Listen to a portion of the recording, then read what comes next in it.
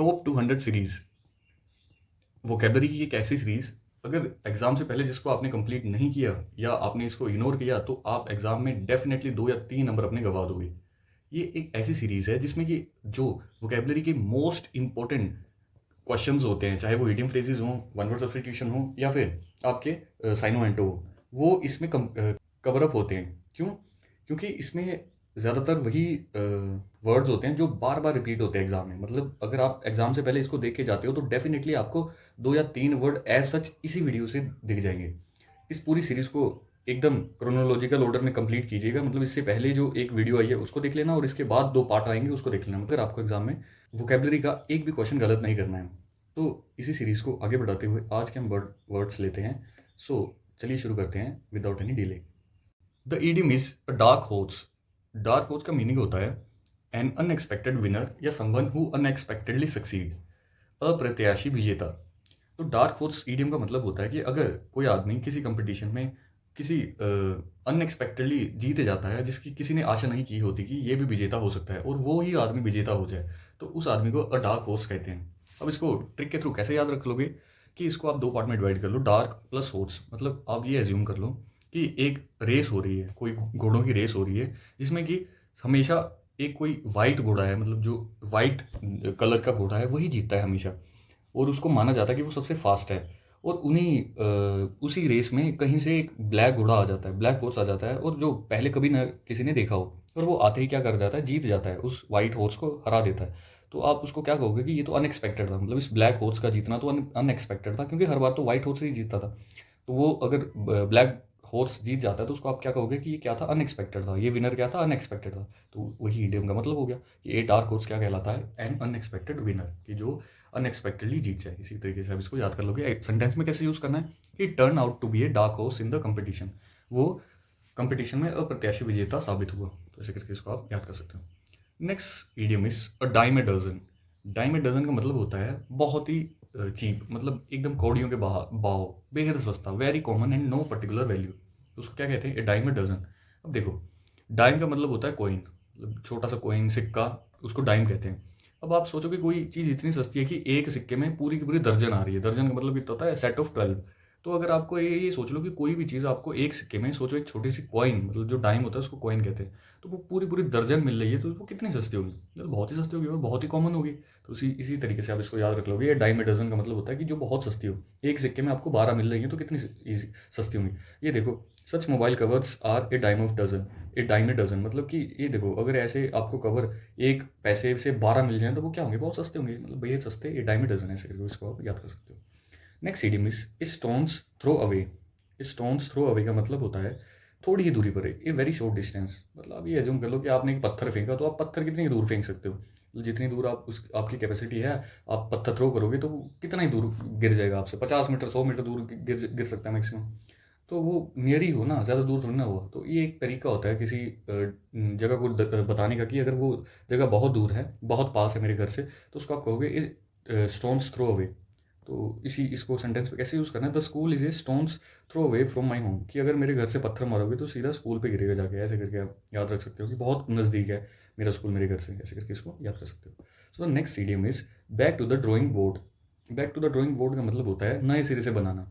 N idea has been unsuccessful and that a new one must be devised, plan it all over. मतलब देखो, मैं आपको समझाता हूँ। आप कोई भी अगर कोई घर बनाते हो या कोई बिल्डिंग बनती है, तो उससे पहले क्या बनता है, उसका नक्शा बनता है। आपको पता ही होगा कि कोई घर बनाने से पहले उसका नक्शा बनता है, ब्लूप्रिंट जिसे कहते हैं। तो अगर कोई आइडिया आपका अनसक्सेसफुल हो जाता है, मतलब कोई घर बना रहे हो या कोई बिल्डिंग बना रहे हो और वो बनते बनते उसमें कोई दिक्कत आ जाती है, कोई भी किसी भी तरीके का, और आपका वो प्रोजेक्ट फेल हो जाता है, तो आपको क्या करना पड़ेगा, नए सिरे से फिर से वो बनाना पड़ेगा। और नए सिरे से बनाने का मतलब हुआ कि आपको पहले पूरा का पूरा वो ड्रॉ करना पड़ेगा, उसका डिज़ाइन फिर से बनाना पड़ेगा। तो उसी को एक ईडियम के थ्रू आप ऐसे दर्शाते हो कि अगर कोई आइडिया अनसक्सेसफुल हो जाए तो आपको फिर से back to the drawing board आना पड़ता है, आपको फिर से उसका नक्शा बनाना पड़ता है।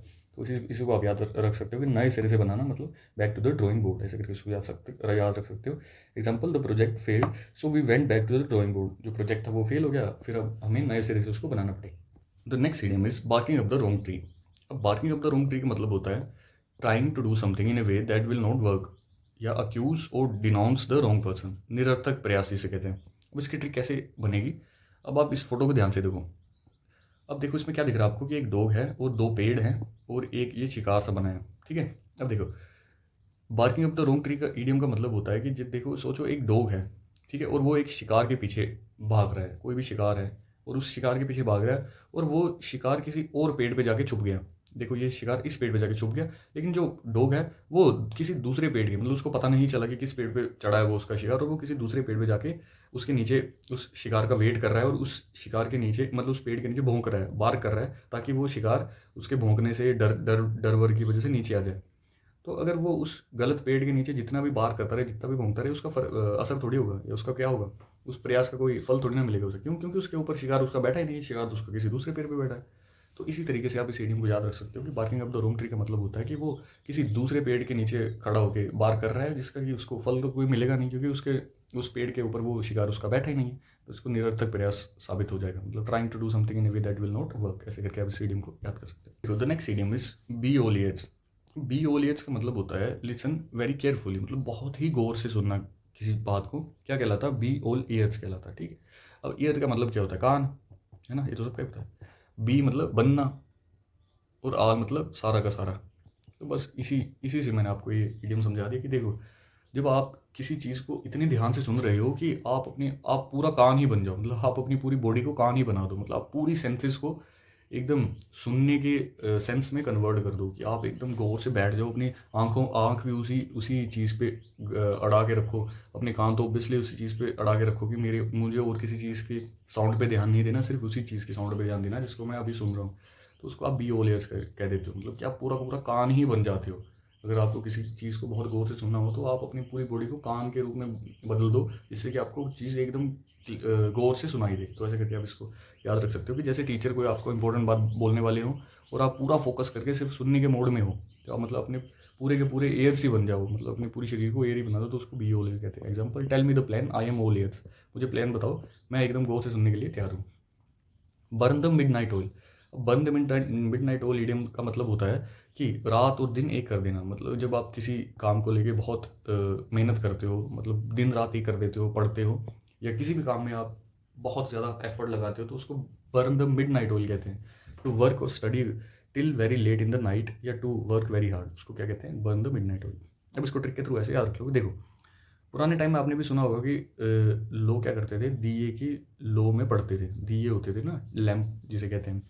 तो आपने नहीं देखे होंगे, लेकिन आपके जो फादर मदर हैं उन्होंने ज़रूर देखे होंगे कि जो दिए होते थे, लोग क्या करते थे, पहले लाइट वाइट तो होती नहीं थी, तो रात को पढ़ने के लिए वो दिया जला लेते थे और दिए की लोई में पढ़ते थे रात रात तक। अब उस दिए में क्या पड़ता था? ऑयल। उस दिए में तेल ही पड़ता ना, उसी से वो चलेगा।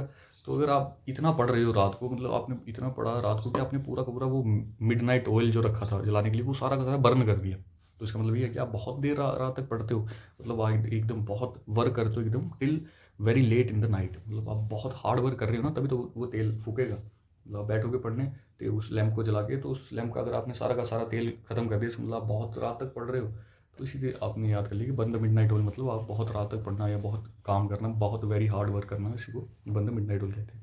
कि burn the midnight oil before the exam, उसने एग्जाम से पहले बहुत ज़्यादा मेहनत करी। इस chip off the old block. अब chip off the old block का मतलब होता है remind them of one's father, मतलब समवन सिमिलर इन कैरेक्टर और बिहेवियर टू वंस फादर, जैसा बाप बेटा वैसा बेटा।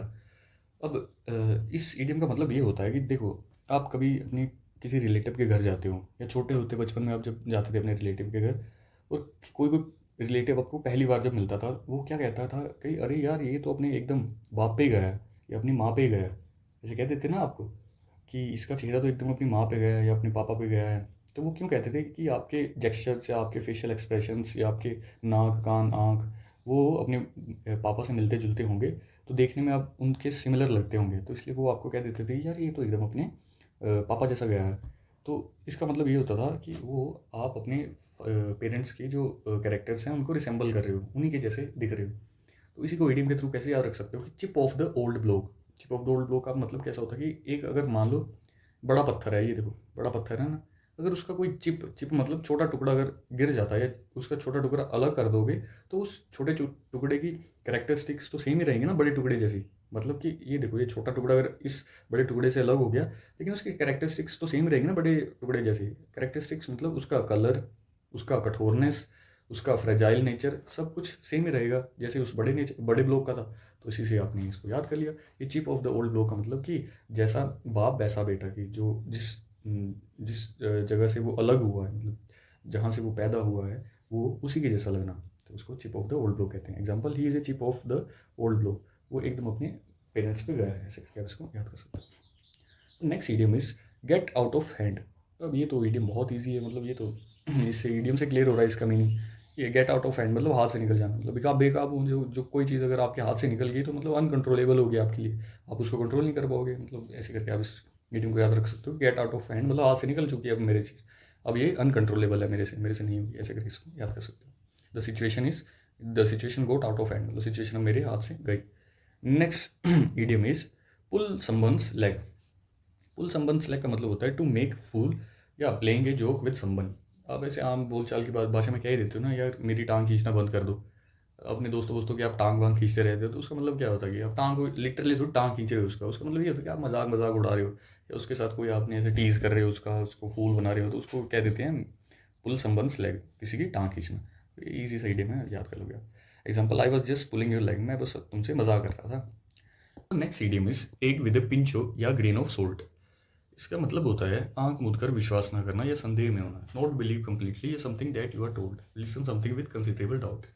अब इस इडियम को कैसे याद रखना है मैं आपको इजी वे में बताता हूँ। देखो, आप कभी जब खाना बनाते हो या आपने कभी खाना बनाया हो, तो आपको ये पता होगा कि जब खाने में नमक डालते हैं ना, तो नमक अगर आपने एक बार खाने में डाल दिया और वो नमक ज़्यादा हो गया तो उसका कोई इलाज नहीं रहता।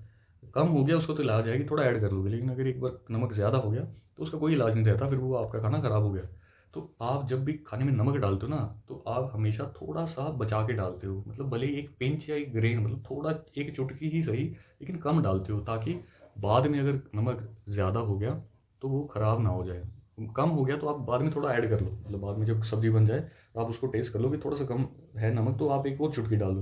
लेकिन जब आप फर्स्ट गो में जब आप नमक डालते हो तो तब आप थोड़ा सा डाउट में रहते हो, और संदेह में होने के कारण आप थोड़ी ही सही, चुटकी ही सही लेकिन कम डालते हो, जिसकी वजह से चीज़ें खराब ना हो।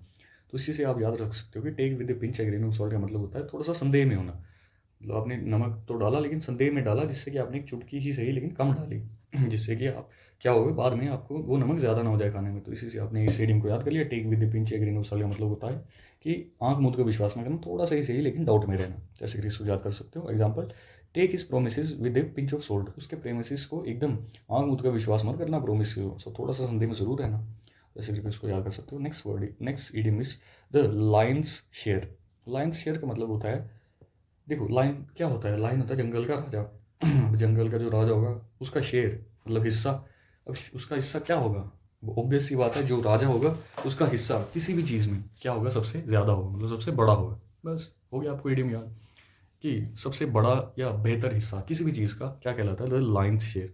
अब देखो इस पिक्चर को ध्यान से देखो, अब ये कोई शिकार इन्होंने किया है, तो ये लाइन क्या करेगा, सबसे बड़ा हिस्सा या सबसे अच्छा हिस्सा पहले खाएगा, उसके बाद जो बच जाएगा उसके बाद ये गीदड़ वीदड़ आके उसको खा लेंगे। तो ऐसे करके आप इसको याद कर सकते हो, लाइन शेयर का मतलब होता है सबसे बड़ा या बेहतरीन हिस्सा। Example, he took the line share of the profit, उसने प्रॉफिट का सबसे बड़ा हिस्सा अपने पास रख लिया, ऐसे इसको याद कर सकते हो। Next idiom is to fight tooth and nail. To fight tooth and nail इसका मतलब होता है to make every possible effort या टू फाइट फ्यूरियसली, मतलब अपनी पूरी स्ट्रेंथ या एफर्ट के साथ क्या करना, लड़ना। तो एड़ी चोटी का जोर लगाना या पूरी ताकत से किसी काम को करना क्या कहलाता है, to fight tooth and nail.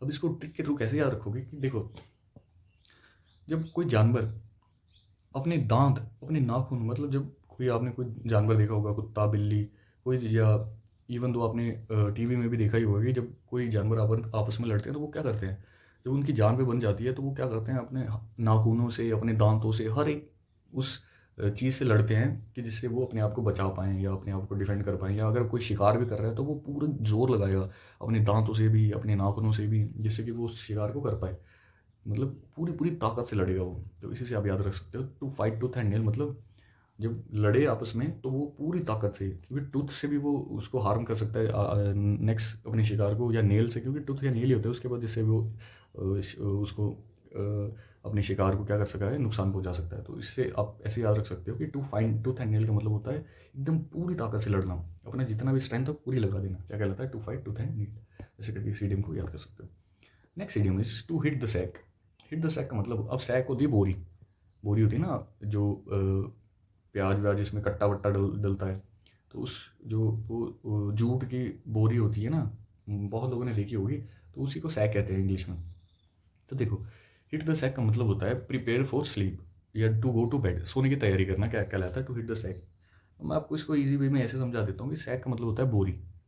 अब पुराने ज़माने में क्या होता था ना कि लोग क्या करते थे कि बोरियों को इकट्ठा करते थे और एक के ऊपर एक रख लेते थे, जिससे कि वो क्या बन जाता था, एक बेड सा बन जाता था टेम्परेरी। तो उन बोरियों को एक के ऊपर एक रख देते थे, तो वो एक मुलायम सी गद्दा टाइप बन जाता था, जिससे ऊपर सोने लायक एक जगह बन जाती थी, बेड टाइप बन जाता था, उसी पे सो जाते थे लोग।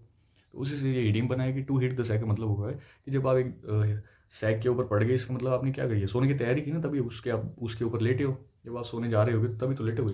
तो हिट द सैक का मतलब हो गया कि आप सोने की तैयारी कर रहे हो, तो आप उस पर लेट गए, उन बोरियों पे लेट गए। तो ऐसे करके आपने इसको याद कर लिया। हिट द सैक का मतलब होता है सोने की तैयारी करना। Example, I am tired, I am going to hit the sack. मैं थक गया हूँ, मैं क्या कर रहा हूँ, सोने की तैयारी कर रहा हूँ।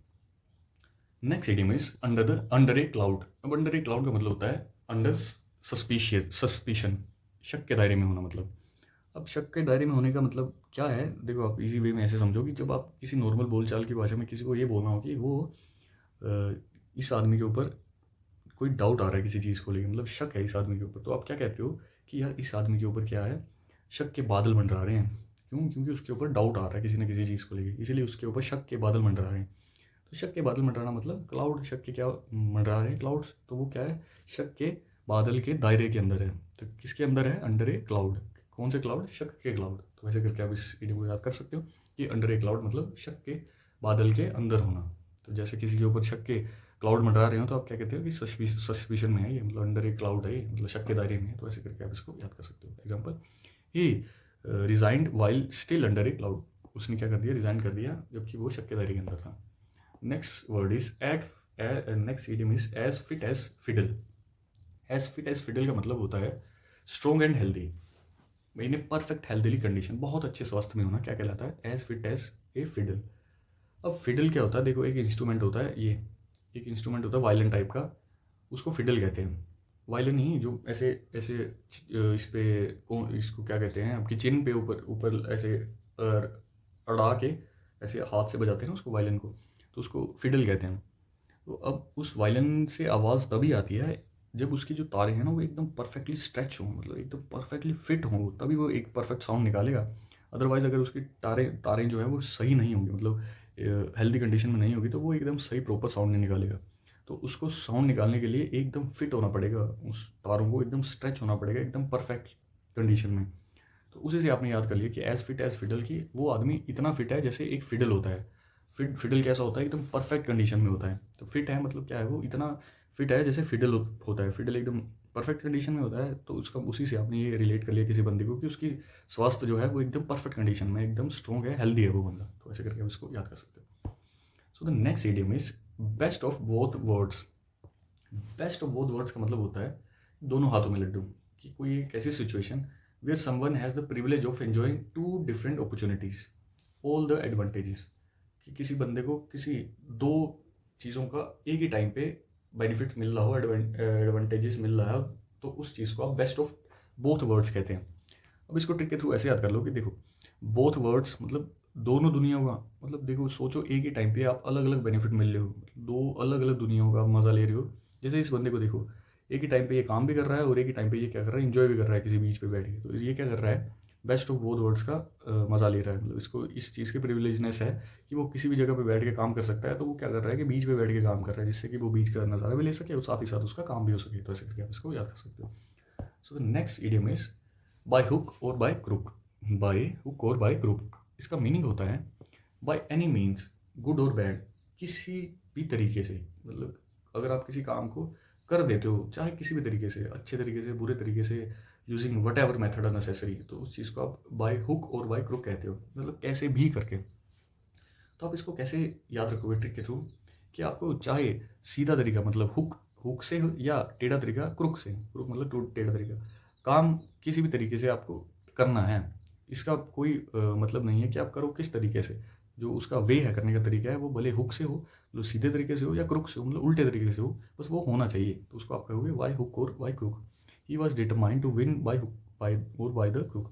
तो वो डिटरमाइंड है जीतने के लिए, भले उसको सही सीधे तरीके से जीतना पड़े या गलत तरीके से जीतना पड़े।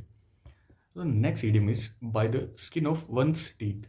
Bye the skin of one's teeth, ये तो इडियम इसके वर्ड से ही आपको क्लियर आउट हो रहा है कि इसका मीनिंग क्या होगा। कि देखो, जो आपका दांत होता है, आपके दांत की जो स्किन होती है, आपने पढ़ा होगा बायो में, अनैमल जो होती है वो कितनी होती है, जो स्किन्स होती हैं दांत की, बाहर की जो स्किन होती है वो कितनी होती है, बहुत एकदम पतली सी स्किन होती है, एकदम बहुत ही थिन सी स्किन होती है। तो उसी से ये इडियम बना है कि बाय द नैरोएस्ट मार्जिन, मतलब having a narrow escape to just barely manage to achieve something, बहुत कम अंतर से। वो क्या चीज़ कहलाती है, वो कहलाती है by the skin of one's teeth, मतलब बहुत कम अंतर से अगर कोई रह जाए तो उस चीज़ को by the skin of one's teeth कहते हैं। अब इसका ट्रिक के थ्रू ऐसे याद कर लो कि स्किन ऑफ टीथ मतलब स्किन की टीथ कितनी ईजी होती है, बहुत ही कम होती है, बिल्कुल ही लास्ट होती है। तो अगर आप किसी चीज़ को एकदम लास्ट एज पर बचे हो किसी चीज़ से, तो उस चीज़ को आप by the skin of one's teeth कहते हैं, कि एकदम बहुत कम अंतर से। So the next idiom is every cloud has a silver lining. Every cloud has a silver lining, इसको कैसे याद करोगे कि देखो, जब आपने कभी बादल देखे होंगे बारिश के टाइम में, बारिश के मौसम में, तो आपको अगर कितने भी घने बादल हों, कितने भी काले घने बादल हों, लेकिन उसमें कहीं ना कहीं एक छोटी सी किरण सी दिखने लग जाती है आपको, कि every cloud has a silver lining, कि कितनी भी बुरी कंडीशन हो, कितने भी बारिश के आसार हों, कितने भी घने बादल हों, उसमें छोटी सी ही सही लेकिन आपको एक किरण जरूर दिखेगी। तो उसी को कहते हैं every cloud has a silver lining, मतलब निराशा में भी आशा की किरण होना। निराशा इस चीज़ की है कि भाई बारिश होगी, लेकिन वो छोटी सी किरण आपको थोड़ी सी आशा दे देती है कि क्या पता ना ही हो। उसी चीज़ को आप क्या कह सकते हो कि every cloud has a silver lining, मतलब निराशा में भी क्या होना, आशा की किरण होना। Example, though he lost the match, every cloud has a silver lining, भले वो मैच हार गया हो, लेकिन उसी के ये होता है कि किसी निराशा में भी आशा हो की किरण छुपी होती है, क्या पता इसमें भी कोई ना कोई सही चीज़ हो। The next idiom is grease the palm. अब ग्रीस द पाम का मतलब होता है कि किसी को ब्राइब देना, मतलब रिश्वत देना। तो उसी चीज़ को आप ग्रीस द पाम कहते हो, मुट्ठी गर्म करना, रिश्वत देना इजीली सीधी भाषा में।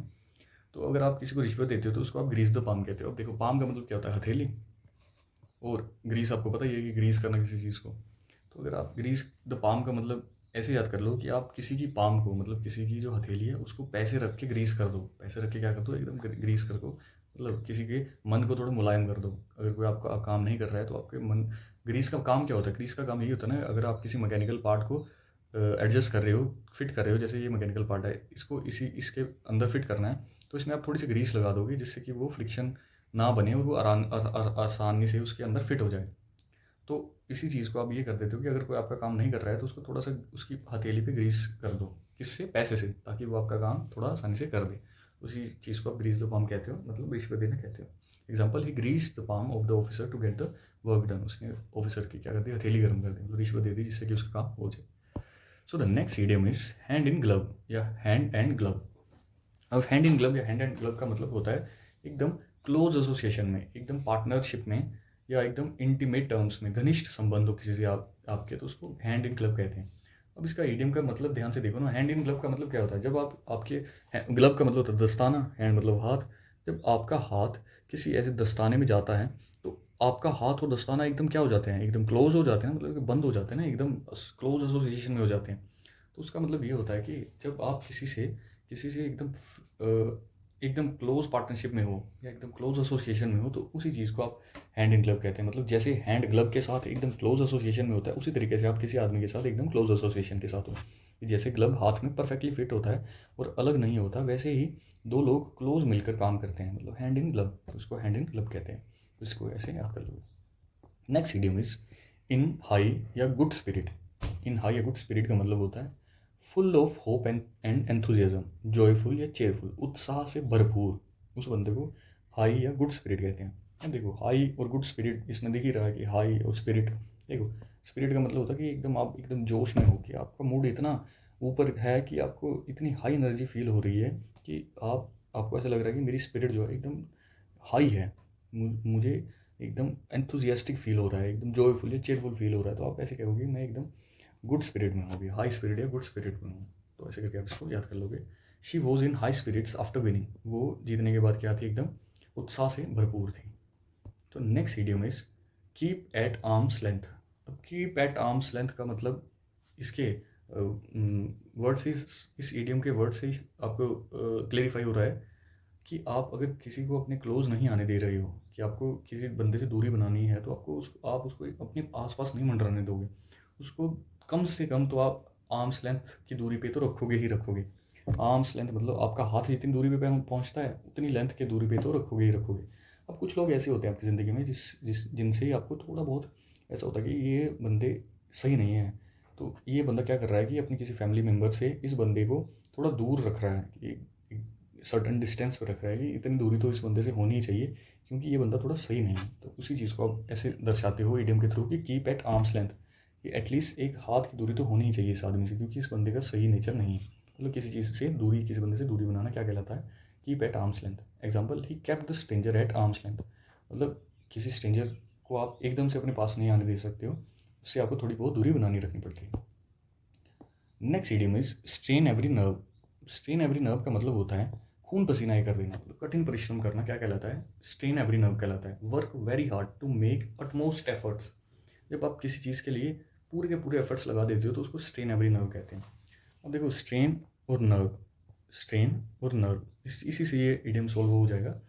ये स्ट्रेन का मतलब होता है कि एकदम स्ट्रेच हो गई आपकी स्ट्रेन में, एकदम थकान हो गई।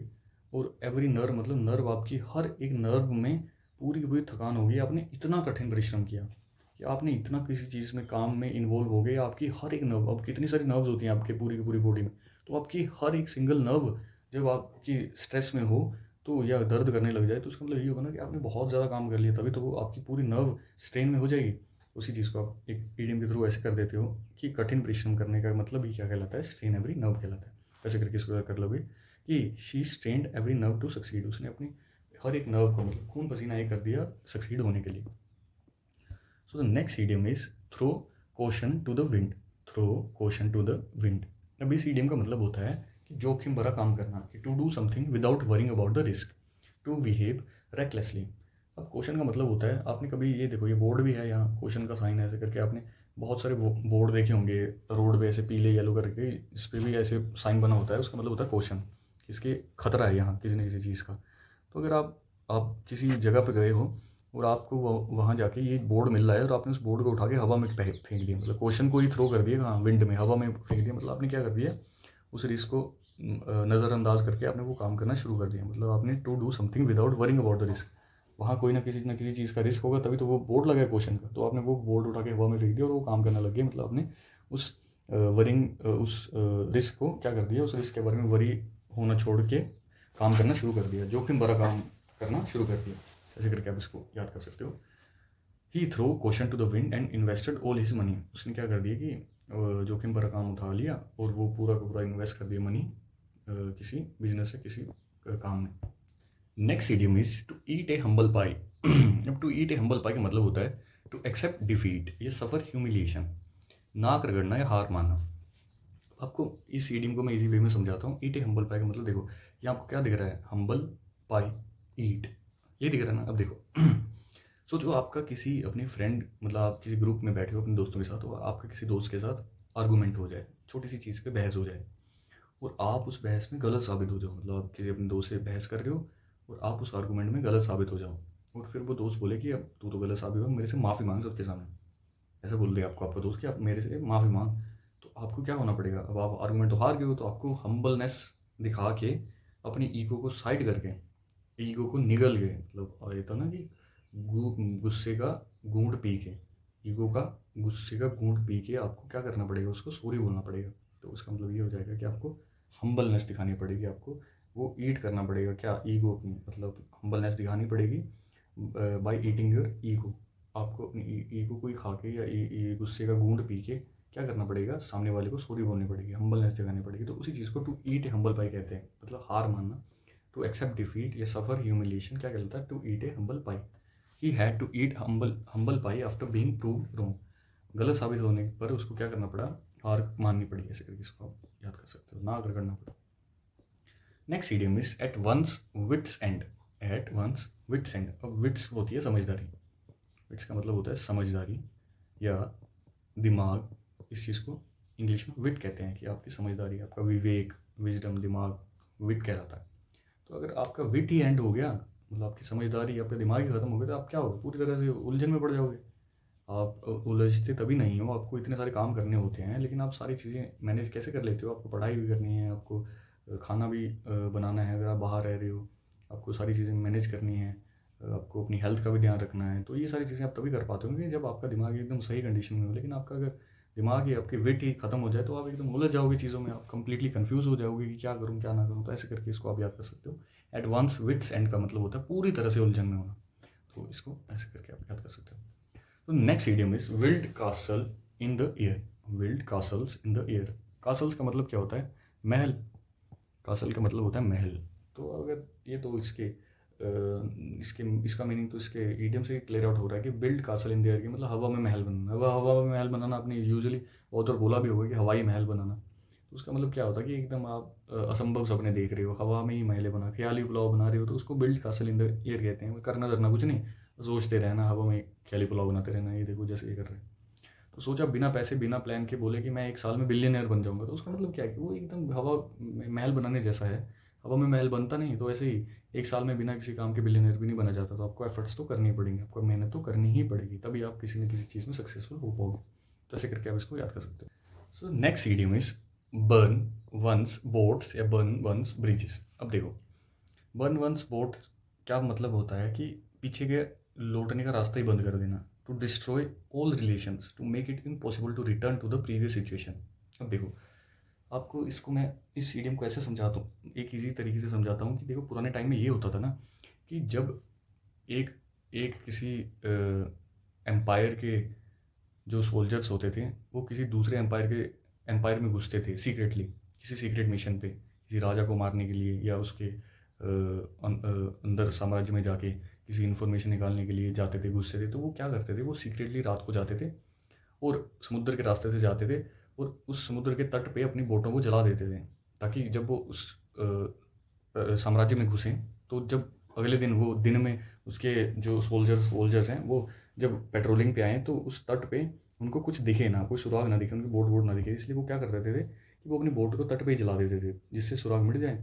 और उनको ये होता था कि अब हमें क्या करना है कि हमें उनका साम्राज्य ख़त्म करके उनके राजा वाजा को मार के उनकी बोट से ही वापस आना है।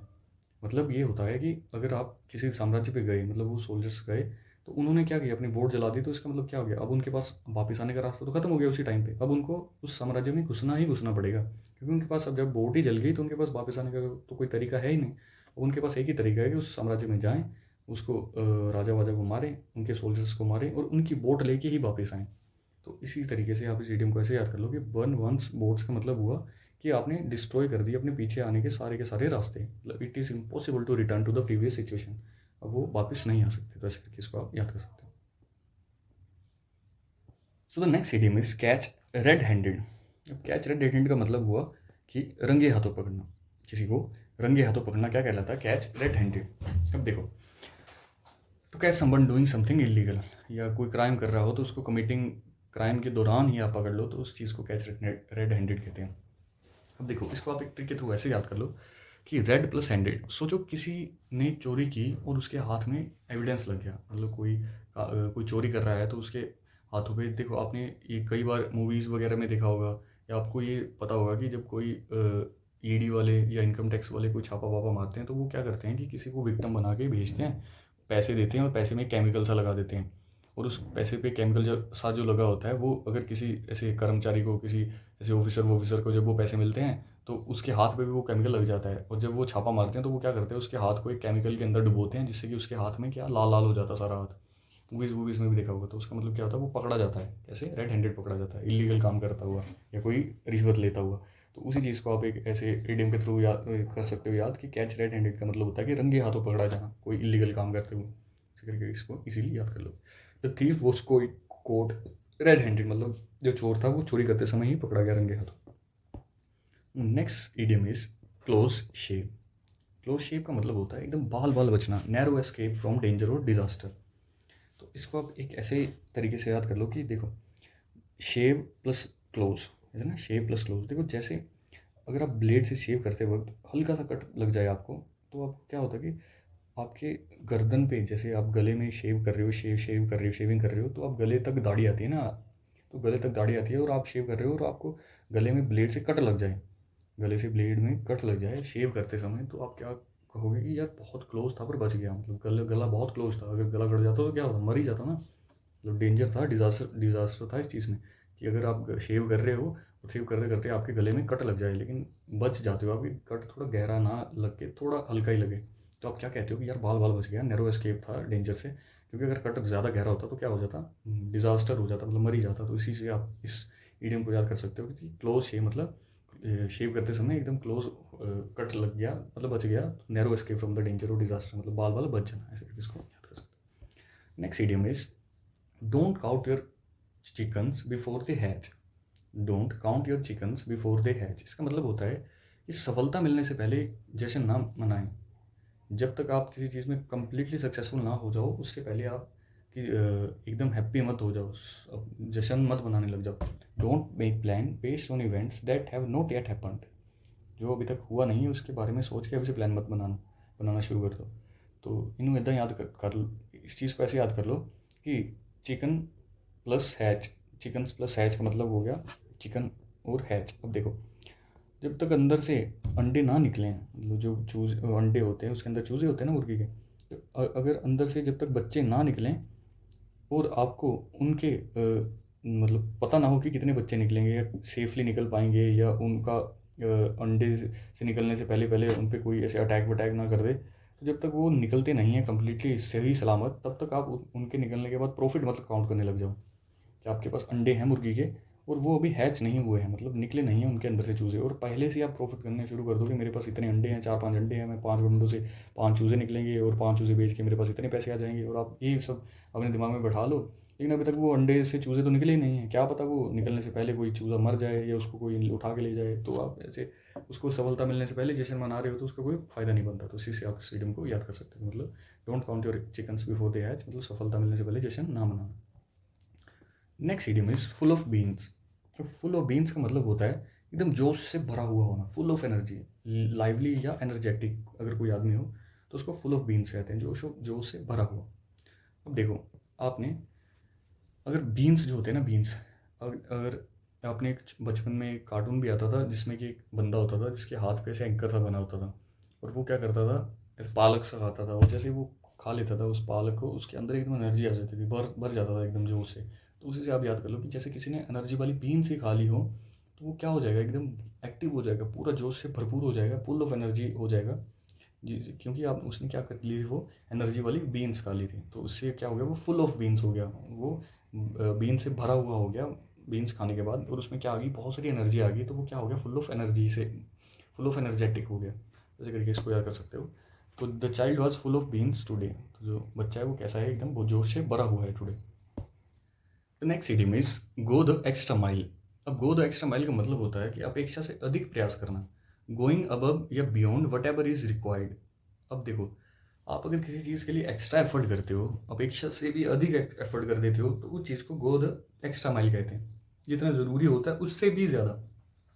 तो अब इसको ऐसे याद कर लो कि माइल, माइल होती है जैसे किलोमीटर, मीटर मतलब डिस्टेंस जो होता है ना, माइल, उस वही है ये।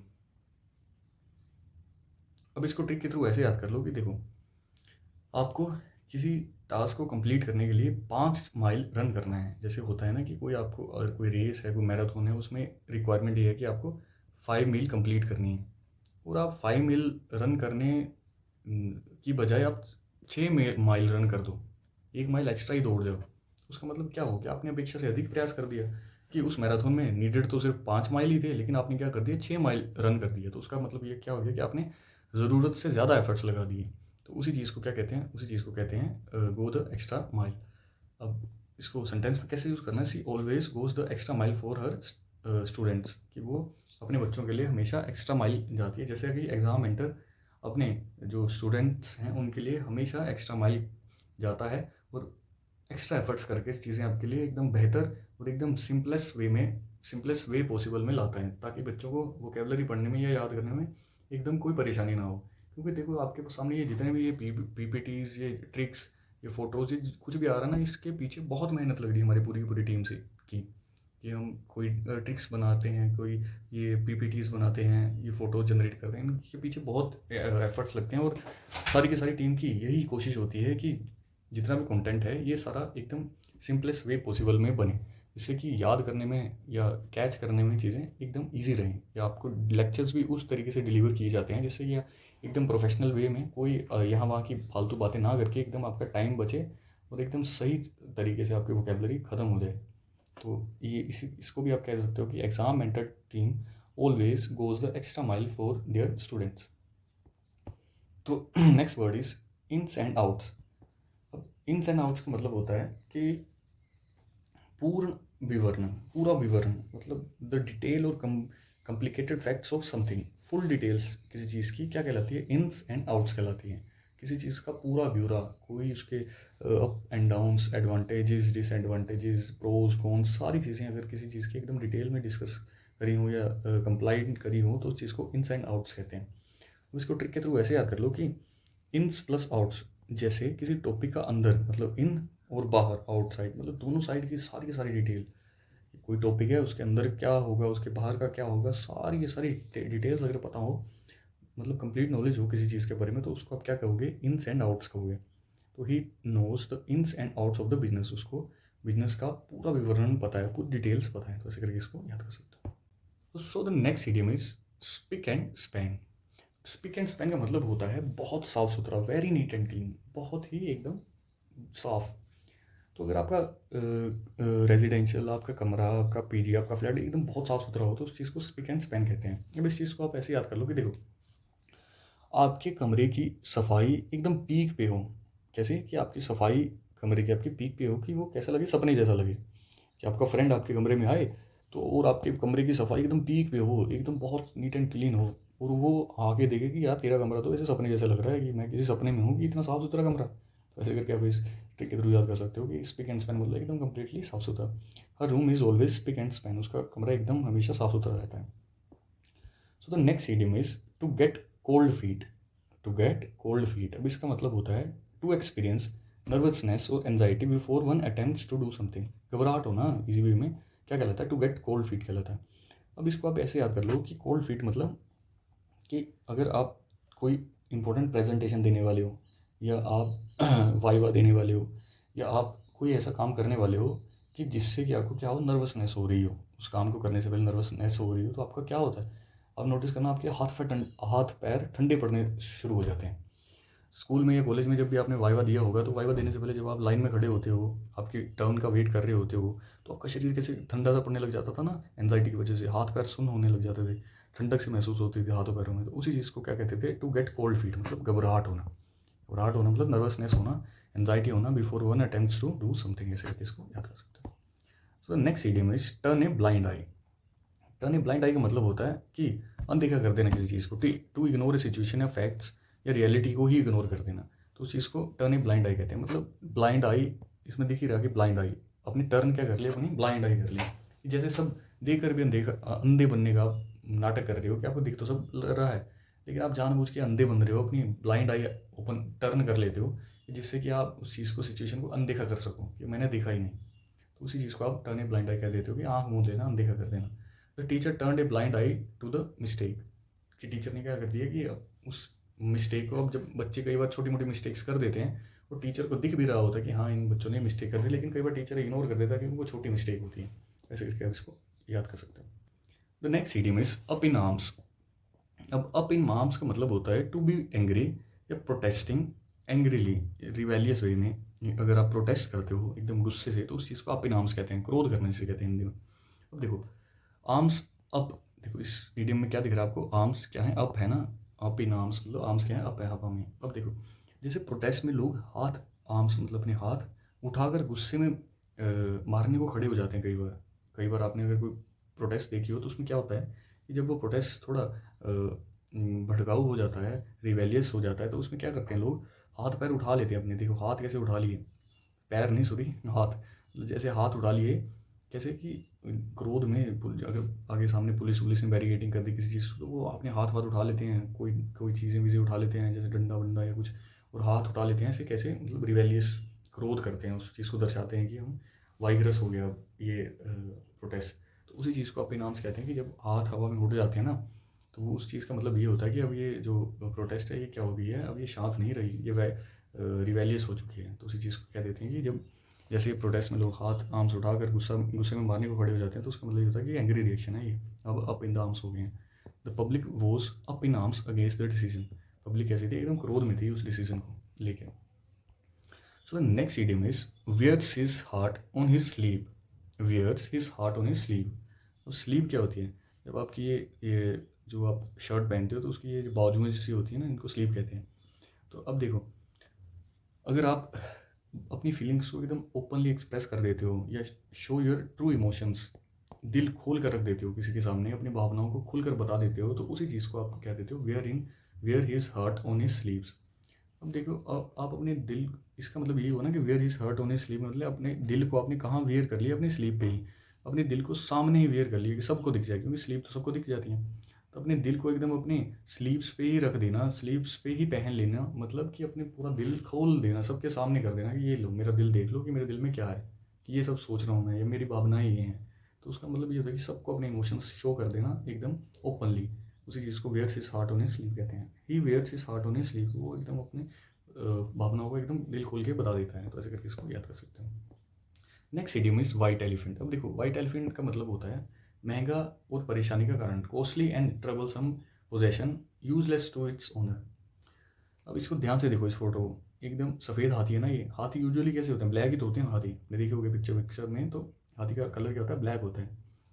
लेकिन अगर कोई वाइट एलिफेंट हो जाए, तो वाइट एलिफेंट अगर किसी के पास आ जाए, तो उसका मतलब पहली तो चीज़ ये होगी कि बीइंग वाइट वो महंगा बहुत होगा, क्योंकि बाकी सारे हाथी तो ब्लैक होते हैं। और अगर कोई सफ़ेद है तो वो क्या यूनिक है, तो इसका मतलब ये हो गया कि वो तो महंगा ही बहुत हो जाएगा, कि ये तो अनोखा सा है जी, वाइट हाथी है, महंगा। अब दूसरी चीज़ ये होगी कि कोई बंदा अगर उस हाथी से काम करवाना चाहे, तो वो क्या होगा कि उसका कलर क्या है, वाइट है, तो वो बार बार गंदा हो जाएगा, क्योंकि वाइट कलर बहुत जल्दी गंदा हो जाता है। तो अगर वो काम करेगा तो वो गंदा भी हो जाएगा, मतलब वो काम ही नहीं कर सकता। थोड़ा सा काम करेगा, उसका कलर क्या होगा, गंदा हो जाएगा, मैला हो जाएगा, उसको फिर साफ़ करना पड़ेगा। तो उसका मतलब क्या होगा, उसको वो परेशानी ही होगी ना बार बार साफ़ करने में। तो जितना काम नहीं करेगा उससे ज़्यादा उसको साफ़ करने में खर्चा आ जाएगा, क्योंकि इतना बड़ा होता है। तो यही होता है कि वाइट एलिफेंट मतलब महंगा और परेशानी का कारण। बीइंग वाइट वो महंगा भी है, और अपने इस कलर के कारण उसमें काम करने में उससे परेशानी भी हो रही है। तो इसी से आप याद कर सकते हो, वाइट एलिफेंट मतलब महंगा और परेशानी का कारण। सो next idiom is a man of letters. A man of letters का मतलब होता है विद्वान, मतलब प्रोफिशिएंट इन लिटरेसी या स्कॉलर या ए वेल एजुकेटेड और वाइज पर्सन, क्या कहलाता है, ए मैन ऑफ लेटर्स। अब देखो, ये मैन ऑफ लेटर को आप ऐसे याद कर सकते हो कि एक आदमी के पास बहुत सारे लेटर्स हों, मतलब डिग्रीज हों, लेटर्स मतलब बहुत सारे ऐसे कागज़ हों, उसके पास डिग्रीज हों बहुत सारी चीज़ों की, तो वो क्या कहलाएगा, मैन ऑफ लेटर्स कहलाएगा। कि उसके पास बहुत सारे लेटर हैं, मतलब बहुत सारी डिग्री के लेटर हैं उसके पास। ऐसा ऐसा आदमी नहीं है वो, उसके पास डिग्री के बहुत सारी डिग्रीज के लेटर्स हैं उसके पास। तो वो क्या है, बहुत विद्वान है, बहुत पढ़ा लिखा है, तो उसको ऐसे एक्सप्रेस कर देते हो आपकी, वो क्या है, ये मैन ऑफ लेटर है। He is known as a man of letter, वो क्या कहलाता है, बहुत विद्वान किस्म का आदमी है वो। सो next idiom is a storm in A tea cup, A storm in A tea cup. अब ये देखो, ये कितना ईजी सा इडियम है। टी कप क्या मतलब, चाय का प्याली ना, तो चाय की प्याली में अगर स्टॉर्म आ जाए, मतलब स्टॉर्म क्या है, तूफान आ जाए, तो कितना ही तूफान आ जाएगा। अरे छोटी सी प्याली होती है, उसमें कितना बड़ा तूफान है, छोटा सा तो तूफान आएगा। तो उसका मतलब ये है कि अगर कोई कह रहा है कि यार एक स्टॉर्म आ गया है, कहाँ जी, टी टी कप में, चाय की प्याली में स्टॉर्म आ गया, तो उसका मतलब क्या है, बात का बतंगड़ ही है, ये छोटी सी बात है, बड़ी बता रहे हो। तो इसका मतलब ये हुआ बिग फ्यूज ओवर ए स्मॉल मैटर, मतलब बात का बतंगड़ बनाना, छोटी सी बात है उसको बड़ा सा बतंगड़ बता देना, क्या कहलाता है, storm in the tea cup. Example, it was just a storm in A tea cup, वो एक छोटी सी बात है, उसको बतंगड़ बना रहे हो बस। Next idiom is add insult to injury, add insult to injury. अब ये भी ईजी सा इडियम है। आपको पहले से इंजरी हुई है, और इंजरी होने के बाद भी आपको उसमें इंसल्ट का सामना करना पड़ रहा है। देखो, आपको मैं इसको एक इजी तरीके से समझाता हूँ कि आप जब छोटे होते थे, तो आप अगर बाहर खेलने वेलने गए हो, या आपने कहीं क्रिकेट विकेट में खेल रहे हो, और आपको क्या होता था, इंजरी हो जाती थी, जैसे आपके हाथ में लग गई, पैर में लग गई, तो आप जब घर आते थे, तो आप क्या होता था, घर आते ही सबसे पहले मम्मी क्या करती थी, आपको डांट लगाती थी, इंसल्ट करती थी कि और बाहर खेल, और घूम अपने दोस्तों के साथ, मेरी तो बात सुनता नहीं। तो एक तो आपको पहले से इंजरी हुई है, ऊपर से आपको मम्मी की इंसल्ट का भी सामना करना पड़ रहा है, मतलब जले पर नमक छिड़कना, मतलब दुख आपका और बढ़ गया। पहले से इंजरी हुई थी, उस पर ऊपर आपकी इंसल्ट भी होगी, तो ऐसे करके इसको याद कर सकते हो, एड इंसल्ट टू इंजरी मतलब जले पर नमक छिड़कना। So next idiom is apple of one's eye. Apple of one's eye का मतलब होता है आंखों का तारा, बहुत प्यारा। ये शायद थोड़ी मिसप्रिंट हो गया है। इसका मतलब होता है समवन वेरी प्रीशियस और डियर, कोई बहुत ज़्यादा आपको प्यारा हो, बहुत एकदम प्रीशियस हो आपके लिए, तो उसको कहते हैं एप्पल ऑफ वंस आई। अब इसको ध्यान से देखिए, ये देखो ये बच्चा ना, इसके आँख में जो पुतली सी है ना, ये कैसी लग रही है, एप्पल की जैसी लग रही है। ऐसे हाइपोथेटिकली मान लो कि जो पुतली सी होती है ना छोटी सी, वो एप्पल की तरह होती है, कि आँख में जो एप्पल होता है, आँख में एप्पल, अब आँख में लिटरली एप्पल तो घुस नहीं जाएगा। तो इसका ये ऐसे बोलने का तरीका होता है कि आँख में जो छोटा सा एप्पल होता है ना, जो छोटी सी पुतली होती है, वो क्या होती है, वो सबसे इंपॉर्टेंट होती है हमारे बॉडी में। मतलब और भी वैसे वाइटल अंग होते हैं जो इंपॉर्टेंट होते हैं, लेकिन ये भी बहुत प्यारी होती है, बहुत इंपॉर्टेंट होती है। क्यों? क्योंकि अगर आपकी आँख में जो पुतली ख़राब हो जाए, तो आपको मोतियाबिंद वगैरह हो जाए, तो आपको क्या होगा, पूरी दुनिया धुंधली दिखेगी या दिखेगा नहीं, तो आपके लिए वो फिर ज़िंदगी का मतलब ही नहीं, ख़त्म हो गया। या आपको जब दिखेगा ही नहीं तो क्या बचा ज़िंदगी में। तो इसका ये होता है कि जो आंखों में जो एप्पल होता है, आंखों की जो पुतली होती है, वो आपको क्या होती है, बहुत प्यारी होती है, वो बहुत प्रीशियस होती है आपके लिए। तो इसी से आप इसको याद कर सकते हो, अपोलो वंस आई, मतलब आंखों का तारा, एकदम बहुत प्यारा, समथिंग या समवन वेरी प्रीशियस और डियर। तो her son is the apple of her eye, उसका जो बेटा है उसके लिए क्या है, आंखों का तारा है। Next idiom is back to square one. Back to square one का मतलब होता है कि to return to starting point, having to start all over again. वहाँ जहीं मतलब अपनी जिस भी सिचुएशन से स्टार्ट किया था, उसी सिचुएशन पे फिर से वापस आ जाना, क्या कहलाता है, बैक टू स्क्वायर वन। अब इसको देखो इजी वे में आपको समझाता हूँ कि एक स्क्वायर, वन स्क्वायर का मतलब होता है कि ये होता है ना, एक स्क्वायर, स्क्वायर मतलब वर्ग। तो देखो आपने मान लो कि कोई चीज़ यहाँ से स्टार्ट करी, ठीक है, और अब यहाँ से यहाँ गए, फिर यहाँ गए, फिर यहाँ गए, फिर वहीं आ गए घूम फिर के, मतलब एक स्क्वायर के बराबर आपने डिस्टेंस ट्रैवल करी। तो आपका मतलब क्या हो गया कि आप जहाँ से आपने स्टार्ट किया था, वहीं से घूम फिर के फिर वहीं वापस आ गए। मतलब आपने जो भी काम किया था, वो सब क्या हो गया, ख़त्म हो गया। आपको फिर से सारी चीज़ें स्टार्ट ऑल ओवर अगेन करनी पड़ी। तो क्या कहलाएगा वो चीज़, बैक टू स्क्वायर वन, मतलब आपको to return to the starting point, ऐसे करके इसको याद कर सकते हो। After the plan failed we were back to square one, जैसे हमारा प्लान फेल हुआ, हम क्या हो गया, फिर से वहीं आगे जहाँ से हमने शुरू किया था। Next idiom is bad blood. अब देखो बैड ब्लड का मतलब होता है आपसी दुश्मनी, एनमिटी या इल फीलिंग्स। जब किसी से दुश्मनी हो जाती है तो उस चीज़ को आप बैड ब्लड कहते हो। अब इसको देखो, इस इडियम को आप इजीली ऐसे याद कर लो कि ब्लड ब्लड मतलब आपके अगर जो ब्लड रिलेशंस हैं, जो आपके ब्लड रिलेशंस होते हैं, आपके घर वाले या आपके जो खून के रिश्ते में जितने भी आपके रिलेटिव्स आते हैं, अगर आपको वही बैड लगने लग जाए, मतलब वही बैड बुरे लगने लग जाएँ, तो आपका क्या मतलब, उनसे क्या होगी, दुश्मनी होगी ना, तभी तो आपको वो ब्लड क्या लग रहा है, बैड लग रहा है। अगर आपको अपना ही खून बुरा लगने लग जाए, तो उसका मतलब ये है कि आपको उनसे क्या होगी, दुश्मनी होगी, आपकी आपसी दुश्मनी होगी, तभी वो आपको अपना जो ब्लड है, अपने खून के रिश्ते हैं, वो बुरे लगने लगेंगे, क्योंकि आपकी उनसे दुश्मनी है। अगर उनसे आपकी दोस्ती होगी तो वो बुरा क्यों लगेगा, गुड ही लगेगा ना भाई। तो बैड लग रहा है, इसका मतलब क्या है, आपसे दुश्मनी है उनके साथ। ऐसे करके आप इस रीडिंग को याद कर सकते हो कि जब आपकी किसी से भी दुश्मनी हो जाए, तो उसको आप बैड ब्लड कहते हो, आपसी दुश्मनी, इल फीलिंग या enmity. There is bad blood between two families, उन दो फैमिलीज के बीच में क्या है, आपसी दुश्मनी। सो the next idiom is ball in your court. Ball in your court. अब देखो, मान लो आप बैडमिंटन खेल रहे हो, बैडमिंटन में क्या होता है, दो कोर्ट होते हैं ना, एक सामने वाले का और एक आपके खुद का। और जब आपके कोर्ट में बॉल आती है, बॉल इन योर कोर्ट, तो उसके बाद आपकी जिम्मेवारी होती है कि आप अगला स्टेप क्या लेते हो। मतलब आप जो भी आगे कदम उठाओगे, आप उसको मारोगे, स्मैश करोगे या डक करोगे, कुछ भी करोगे, तो आपकी वो पूरी की पूरी रिस्पॉन्सिबिलिटी आपकी होगी उस शॉट की, कि वो शॉट अगर डेड होता है फिर भी आप जिम्मेदार हो, अगर वो शॉट सक्सेसफुल होता है फिर भी आप जिम्मेदार हो। तो इसी से आपको ये याद कर लेना कि बॉल इन योर कोर्ट का मतलब होता है it is up to you to make the next decision और step to be responsible for further action. जिम्मेदार होना, जब आपके कोर्ट में बॉल आती है, तो आगे का आपका जो भी एक्शन होता है उसके लिए आप जिम्मेदार होते हो। I have done my parts, now the ball is in your court. मैंने अपना काम कर दिया, अब उसके बाद आपकी बारी है, और अब आप जिम्मेदार हो आगे के काम के लिए। Next word is black sheep. Black sheep idiom का मतलब होता है अपनी जो फैमिली है उसके लिए एकदम कलंकित साबित होना। One who is not accepted as part of family और group because of one's bad conduct, person with bad reputation. बुरी प्रतिष्ठा वाला व्यक्ति क्या कहलाता है, ब्लैक शीप कहलाता है। देखो इसको इसी पे मैं ये समझाता हूँ कि देखो जो भेड़े होती है ना, शीप होती है, वो यूजुअली क्या होती हैं, वाइट होती हैं। वाइट देखी होंगी यूजुअली भेड़े, लेकिन उन सब में अगर एक कहीं से ब्लैक शीप आ जाए या ब्लैक शीप पैदा पैदा हो जाए, तो वो पूरे के पूरे कुल के लिए क्या होगी, कलंक का मतलब। We are not being resist here, but एक समझने का तरीका है कि देखो उनकी जो रेस है पूरी की पूरी, या उनकी जो पूरी ब्रीड है वो कैसी है, उनका एक स्पेसिफिक कलर है, भले वाइट है, तो वो पूरे के पूरे वाइटिश हैं। लेकिन अगर उन सारी की सारी शीप में अगर कहीं से कहीं किसी और कलर का शीप पैदा हो जाए, ब्लैक कलर का शीप पैदा हो जाए, तो वो क्या करेंगे, उससे देख के ये कहेंगे कि यार ये तो हमारे जैसे लग ही नहीं रहा, तो ये क्या है, ये अलग अलग करेक्टरिस्टिक्स वाला भेड़ है। मतलब इसकी क्या है, ये जो इसकी रेपुटेशन है वो ख़राब है, उनके लिए ये फील हो जाती है। एनिमल्स का नेचर ऐसा होता है कि उसको ख़राब रेपुटेशन मानी जाती है, क्योंकि इसकी जो करेक्टरिस्टिक्स हैं वो हमारे जैसे मिल नहीं रही।